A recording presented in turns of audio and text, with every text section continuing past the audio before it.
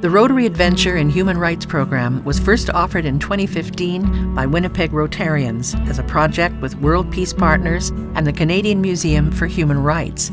The program committee selects 24 students who are going into grade 11 and grade 12 equivalent. The students will live in residence at the University of Winnipeg, located in downtown Winnipeg and within walking distance of many of the locations where they will be developing their human rights experience.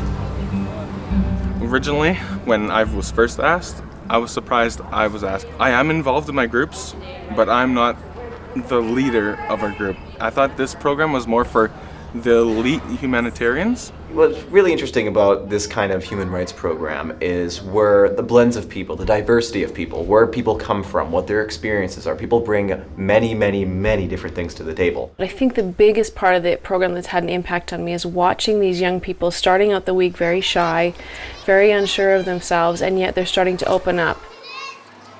Tuesday, they will experience a program developed by the Immigrant and Refugee Community Organization of Manitoba, or IRCOM, that will allow the students to better understand the immigrant and refugee experience.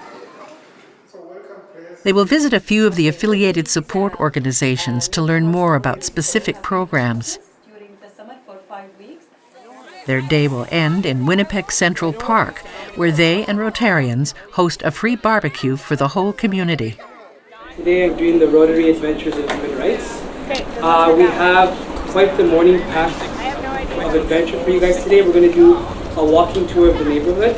Get to check out all the communities that are actually here in the inner city. So it's a very unique opportunity you guys have today. And then in the afternoon we'll have some speakers who come in and talk. Become IRCOM. It got incorporated in 1991. When did you put it here? Our name is Newcomers Employment and Education Development Services, and we are a nonprofit organization who provides services for newcomer children, youth, and their families.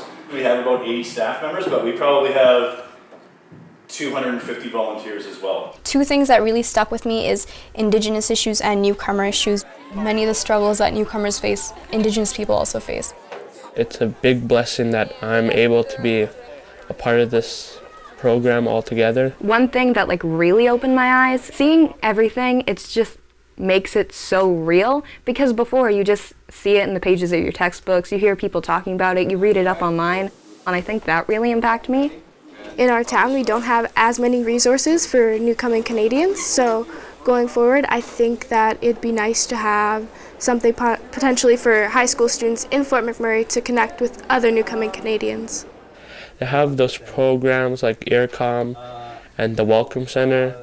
Those are pretty great places, and I hope that those families that come here find what they need in this country and hope they find happiness.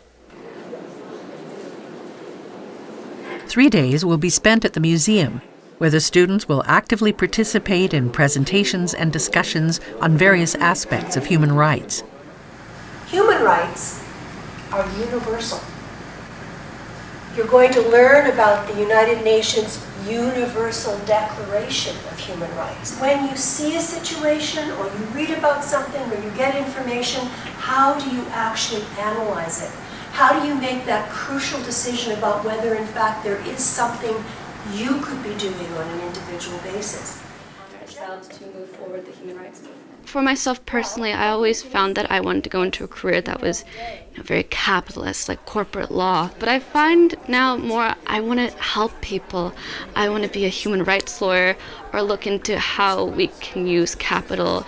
For instance, the travel cost of new refugees coming into Canada, how their transportation is not covered by the Canadian government. That's something we learned at IRCOM, and it's something that just broke my heart, and I want to work on making sure that these families don't step onto Canadian soil already in debt, and that's something that I already have jump-started in my mind is what I want to change and what I want to do.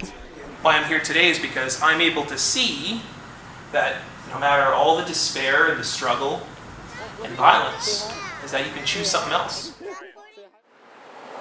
Thursday afternoon will be spent at Fort Whyte Alive, where the students will see firsthand various aspects of sustainable food production and environmental rights. They're all named after Manitoba towns. So there's Brandon, there's Sanford, There's Austin. Our purpose here is to build kind of a hub of food security. Oh, they just peck your hand. All right, folks.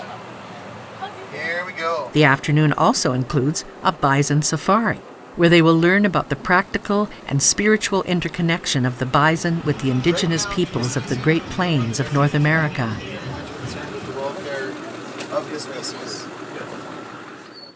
The students speak for themselves how this course has affected them. Everybody just incorporates so many different diverse perspectives, and it's really interesting for me to hear all those and kind of like figure out where I stand with each of the problems. Ultimately, we're going to have to come together as people of the earth to make a difference. I know that it's going to be a great week because of the characters in this group. People are just, they don't think of themselves, they just think of others.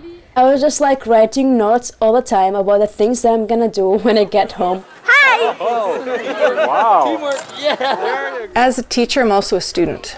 And the group of kids who have been collected here are a unique group of individuals. And observing the different perspectives that every one of those kids has changed my perspective of things.